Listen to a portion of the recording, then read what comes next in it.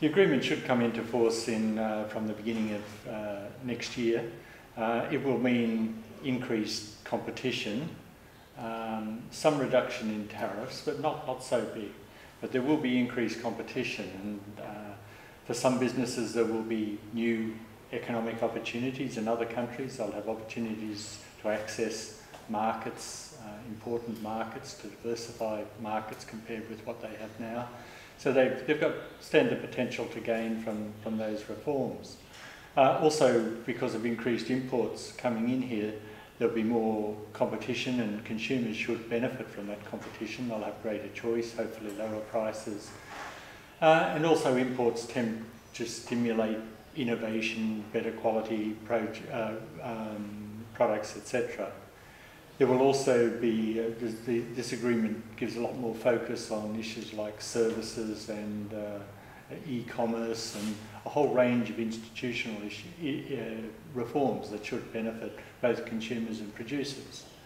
Not all producers will gain, of course. There will be some producers who suffer from the increased competition.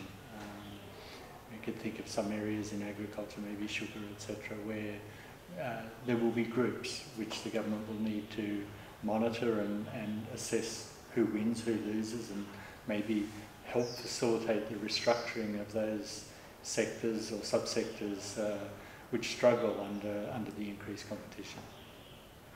So as you have shared, the opportunities and benefits of CPTPP is not equally distributed based on some sectors and areas, and there will be challenges.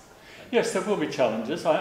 Most groups in society are probably likely to benefit. I mean, most consumers will benefit, most producers, businesses will benefit. So overall, and for most groups, there will be benefits, but there will be groups in society who struggle to compete with competition. You know, if businesses in some subsectors don't do well, they will be laying off workers, so there's going to be an issue of what does Vietnam do to facilitate their movement into other economic opportunities, and you know, there may be need for government involvement in providing training, etc., or whatever to facilitate the movement of those people.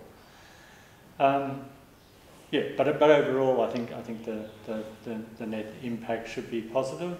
There will be challenges also from implementing the commitments. You know, so it's quite a wide-ranging agreement covering, as I mentioned before, competition policy, intellectual property, labour, environment, a whole range of intellectual property where the government will have to continue with its ongoing reform program and concentrate probably a little more on enforcement of some of these reforms that have been implemented. New competition laws being passed, it's more or less compliant with the new agreement.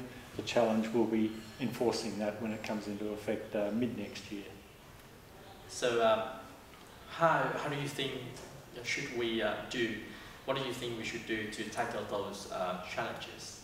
Well, I think one of the key things is to continue to monitor the impacts of the implementation of the agreement. As I said, most will benefit, but the government's got to continue its engagement with the broader stakeholders, identify those that are struggling, and work with them to see what might be done to minimise the impacts of those challenges. The other thing is very important for businesses is to get information out about the opportunities presented by the agreement, by TPP 11. Many businesses, particularly the SMEs, often struggle to use the potential benefits of free trade agreements. They don't know how to access the information. The rules can be very complicated.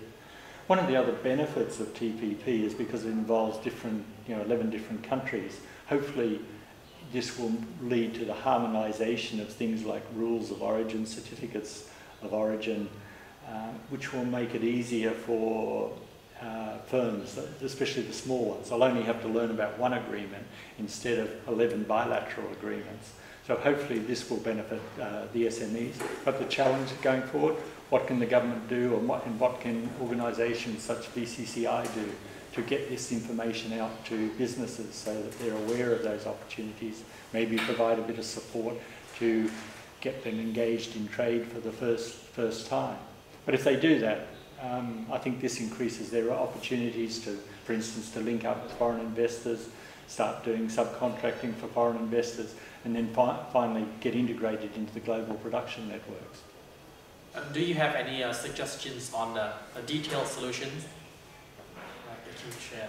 It's complicated because it is so complicated. I mean, you know, you've got to look at the different aspects of the agreement and putting those into place. There's commitments to move towards competitive neutrality, which means that all businesses, whether they be domestic, state enterprises, foreign investors coming in here, compete on an equal playing field.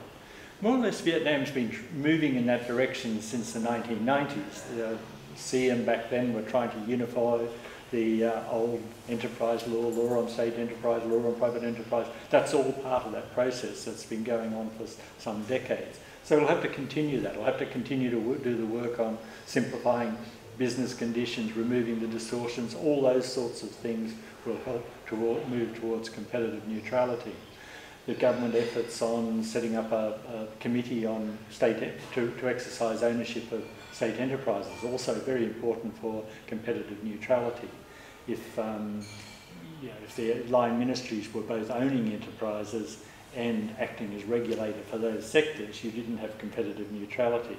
But you move the ownership out to a separate government agency and have the responsibility for regulation from a ministry that has no vested interest, then that helps with competitive neutrality.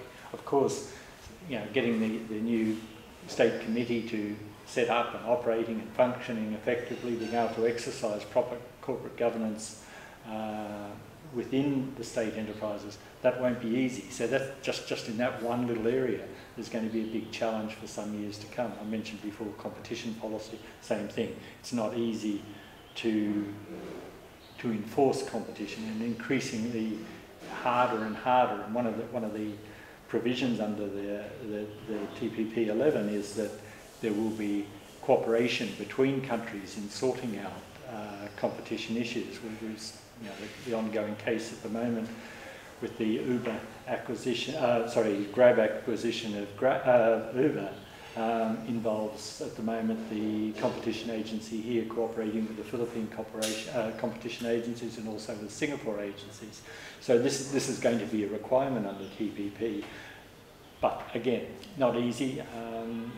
It will take a lot of time. It will take a lot of time to build up the skills and the capacity of the new competition agency to enforce the new provisions.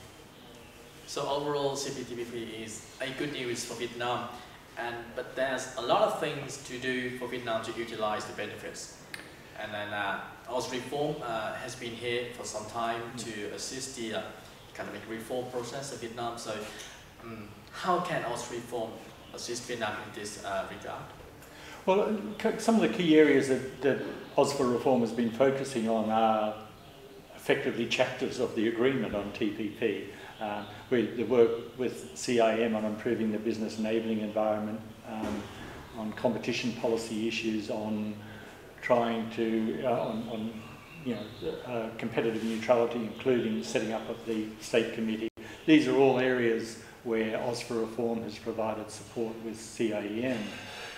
We have also been supporting the competition agency with the work on the new law and then the implementing regulations and the strengthening of capacity within the new Vietnam Competition and Consumer Agency.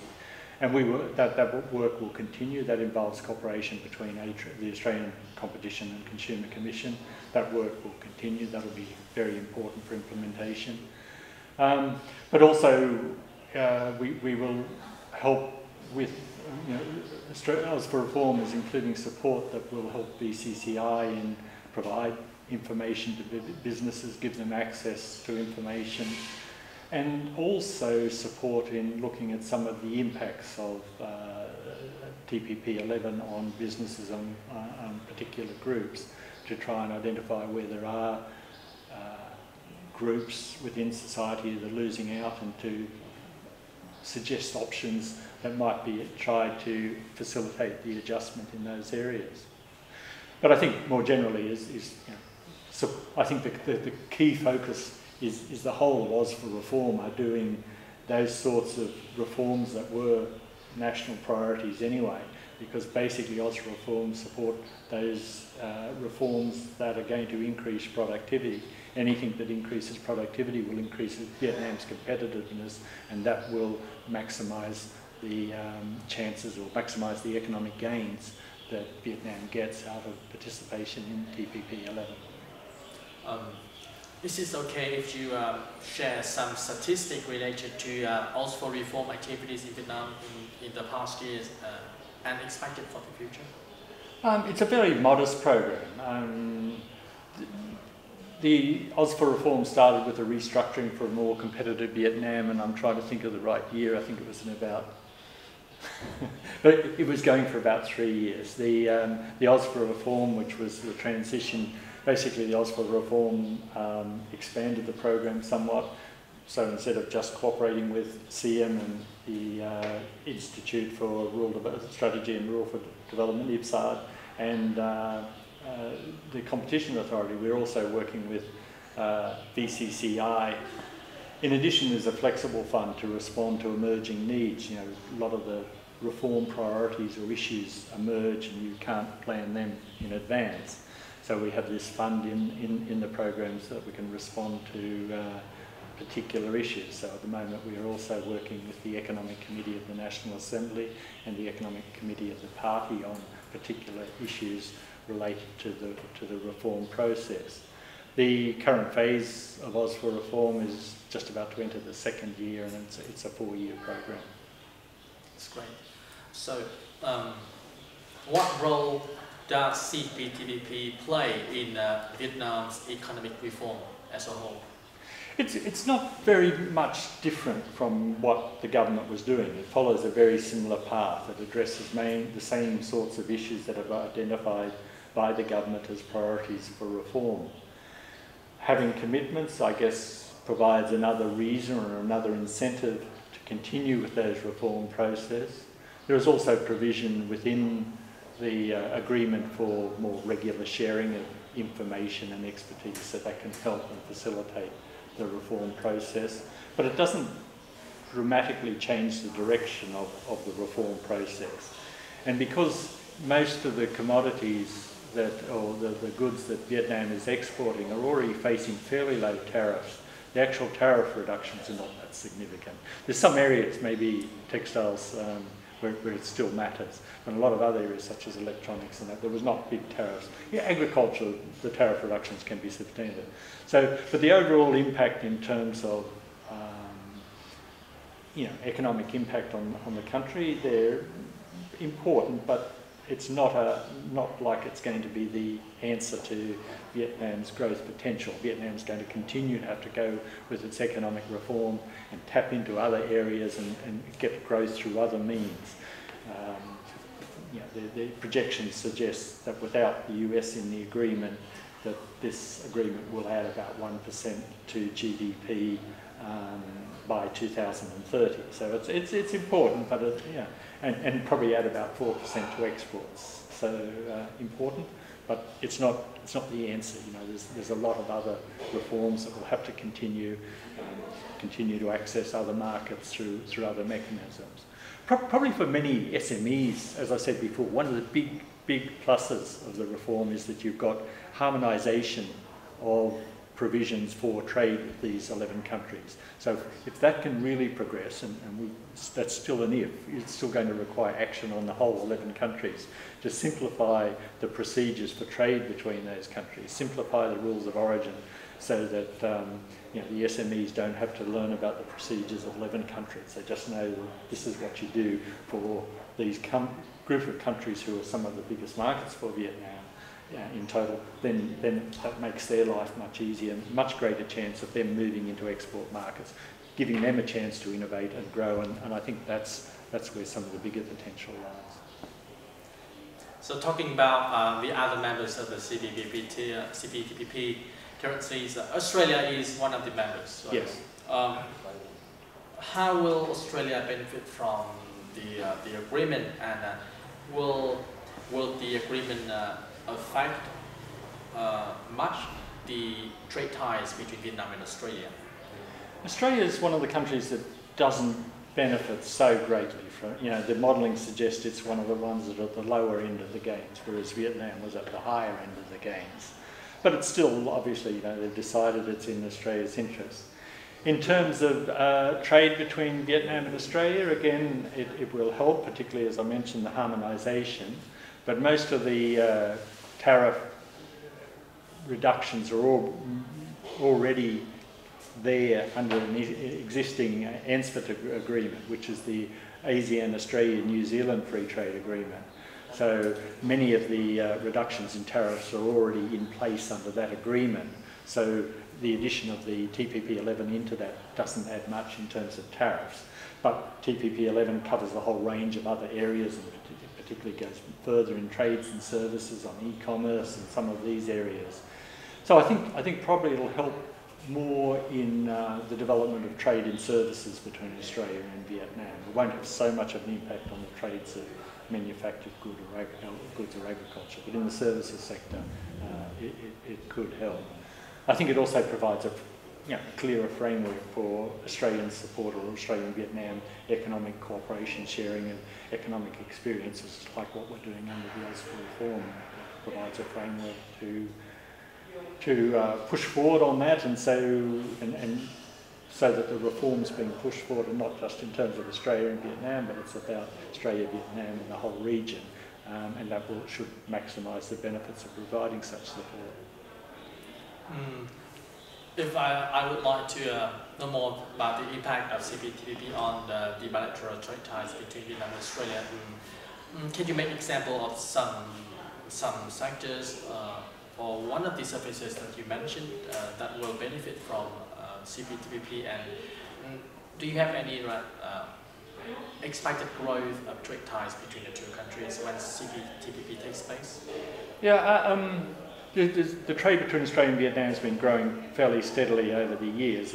We're significant trade for both countries, but not major trading partners between the two countries. I think, on the other hand, there's a lot of Australians working in Vietnam. There's a lot of Vietnamese going to Australia for business, but also for education. Vietnamese make up one of the biggest groups of students in Australia. It's a big business for Australia, is the number of Vietnamese students studying in Australia. I think under the agreement and under other reforms that the government was pushing forward, there will be increased opportunities for foreigners, including Australian education institutions, to invest in Vietnam. And potentially for many Vietnamese families, this will be a lower cost option and make the option of international type education available to them at lower cost than sending people overseas or sending their children overseas for study. So I think that's one area where there's going to be a potential opportunity. I think that's one part of the reform process that's been a little slow, is in reforming and developing higher level education, both university education but also vocational training. Vietnam's got an incredible record internationally in terms of the quality of their primary and secondary education. In fact, that most kids in Vietnam get that chance, but when you get to the next level of vocational training and university training, they may be good at particular skills, technology and science, but less progress has been made in making sure those skills are applicable to the emerging economy and the areas where there's going to be growth in employment in the future. And this is going to be even more important as Vietnam gets into Industry 4.0 and the whole range of skills that are needed, the type of skills that are needed are going to change. It's going to be very, very important that Vietnam gives high priority to getting the best quality vocational training centres, schools and universities established in Vietnam. I mean, continue sending students overseas, it's good, but also increase the capacity to provide the training in Vietnam.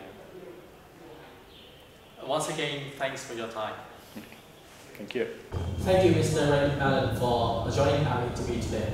Thank you, great to be here. Once again, thanks for your time. Thank you, enjoyed it. thank you, Mr. Raymond Allen, for joining our interview today. Well, thank you. Pleasure to be here. Again, but you only have to answer 1 or 2 sentences. Okay. Yes, okay.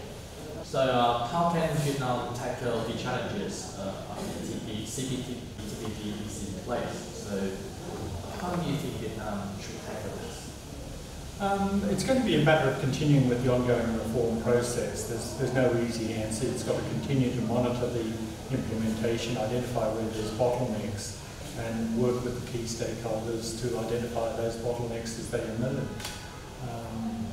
It's a continuation of the ongoing process, but monitoring is going to be more important. So, how do you think the CPTPP will impact the trade ties between Vietnam and Australia?